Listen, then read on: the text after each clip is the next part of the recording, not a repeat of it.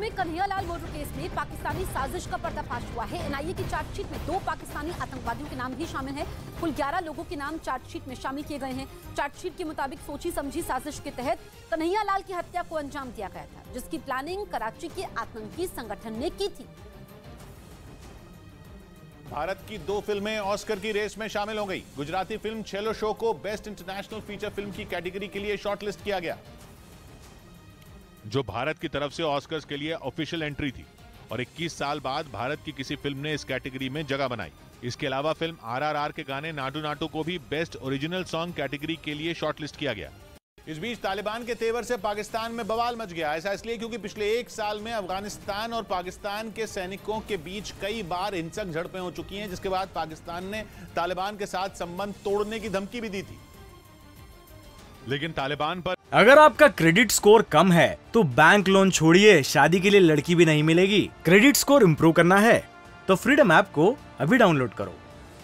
इन धमकियों का कोई असर नहीं हुआ और खबर यह भी सामने आ रही है कि उनके लड़ाकों ने उत्तरी वजीरिस्तान के कई इलाकों पर कब्जा कर लिया, जिसकी जानकारी पाकिस्तान के सांसद मोहसिन जावेद ने वहां की संसद में दी। इसके साथ उन्होंने पाकिस्तान की सीमा में घुसपैठ पर शहबाज शरीफ सरकार को कटघरे में खड़ा कर दिया। मोहसिन जावेद ने 2 टूक कहा कि अफगानिस्तान को लेकर पाकिस्तान की विदेश नीति पूरी तरह फेल हो चुकी है। उनके मुताबिक ये सब कुछ इसलिए हुआ क्योंकि पाकिस्तान ने अफगानिस्तान पर तालिबान के कब्जे का खुलकर समर्थन किया था, जिसकी वजह से तालिबान का मनोबल बढ़ता चला गया और उनकी नजर न सिर्फ वजीरिस्तान बल्कि स्वात पर भी पड़ने लगी है। पाकिस्तान के सांसद ने वहां की दूसरी पार्टियों के नेताओं और सेना के बड़े अधिकारियों को इसके लिए जिम्मेदार ठहराया, क्योंकि तालिबान के लड़ाकों का मन इतना बढ़ चुका है कि उन्होंने हाल ही में पाकिस्तानी सेना की एक पोस्ट पर भी हमला कर दिया था। हालांकि इस घटना के बाद वहां के विदेश मंत्री बिलावल भुट्टो जरदारी ने उन पर सैन्य कार्रवाई की धमकी दी थी, लेकिन तालिबान ने इससे डरने की बजाय अपने लड़ाकों को पाकिस्तानी सीमा पर हमले की खुली छूट दे दी।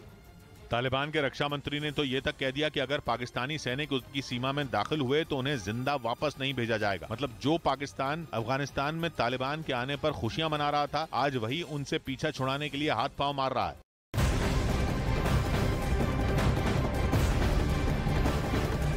मोरक्को के मोहम्मदिया शहर में उस वक्त हड़कंप मचा जब प्रोपेन गैस के भंडार में अचानक से आग लगी और वहां से आग की लपटें आसमान में उड़ती दिखाई दी। इस दौरान वहां तेज धमाकों की आवाज भी सुनाई दी। आग इतनी भीषण थी कि कुछ ही देर में गैस भंडार केंद्र जलकर राख हो गया। हालांकि मोरक्को के मोहम्मदिया शहर के गैस भंडार केंद्र में आग किस वजह से लगी, इसका पता अभी नहीं चल पाया है।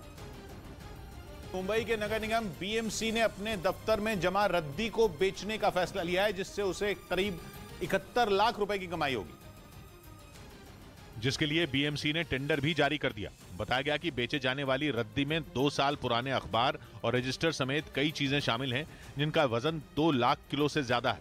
बीएमसी को रद्दी बेचकर 71 लाख से ज्यादा की कमाई की उम्मीद है। ईरान ने अपने 2 दुश्मनों अमेरिका और इजराइल को नई टेंशन दे दी है। इजराइल ने दावा किया कि ईरान जिस तकनीक का इस्तेमाल अपने स्पेस प्रोग्राम की मिसाइलों के लिए करता है, उसी तकनीक से वो हजारों किलोमीटर दूर तक वार करने वाली परमाणु बैलिस्टिक मिसाइल भी बना सकता है। ऐसी मिसाइल जो यूरोप के देशों तक को दहला दे। मतलब इजराइल का कहना है कि ईरान को इंटरकॉन्टिनेंटल बैलिस्टिक मिसाइल बनाने के लिए किसी नई तकनीक पर काम करने की जरूरत ही नहीं, उसकी स्पेस तकनीक ही परमाणु बम फोड़ने वाली बैलिस्टिक मिसाइल बना सकती है। ईरान ने पृथ्वी की कक्षा में सैटेलाइट लॉन्च करने के लिए कायम 100 और जुलजना नाम के 2 रॉकेट बनाए हैं। इजराइल का दावा है कि ये रॉकेट परमाणु बम भी दाग सकते हैं। इजराइल का मानना है कि अगर ईरान इनमें एक भी रॉकेट का मिलिट्री वर्जन बना दे तो वो आधा टन बारूद 4000 किलोमीटर से ज्यादा दूर तक फायर करने की ताकत रखता होगा। और यही ईरान का एक अहम मकसद है, क्योंकि ईरान के जखीरे में अलग अलग रेंज की मिसाइलें तो हैं, लेकिन उनमें किसी की भी पहुंच 4000 किलोमीटर के आसपास तक नहीं है। इसलिए ईरान की स्पेस तकनीक ने इजराइल के माथे पर चिंता की लकीरें खींच दी हैं। ईरान की कुछ मिसाइलों की रेंज 500 से 700 किलोमीटर है। इस रेंज की मिसाइलें ईरान के सऊदी अरब और इराक जैसे पड़ोसियों पर निशाना साधने के लिए काफी हैं। ईरान अगर लेबनान के चरमपंथी संगठन हिजबुल्लाह को ये मिसाइलें दे दे तो उसके लिए इजराइल को टारगेट करना भी बाएं हाथ का खेल हो जाएगा, क्योंकि लेबनान इजराइल का पड़ोसी है। लेकिन 4000 किलोमीटर की रेंज वो ताकत है जिससे ईरान अपनी जमीन से ही इजराइल को आराम से ठिकाने लगा सकता है। इतना ही नहीं, अपनी स्पेस तकनीक से ईरान अपनी मौजूदा मिसाइलों की रेंज भी बढ़ा सकता है, क्योंकि उसके कायम 100 और जुलजना दोनों रॉकेटों में सॉलिड फ्यूल भरा जा सकता है। और सॉलिड फ्यूल वो ईंधन है जिससे मिसाइल जल्दी से लॉन्च हो जाएगी। यहाँ तक कि दूसरे देश ईरान की मिसाइल के लॉन्च का पहले से पता भी नहीं लगा पाएंगे।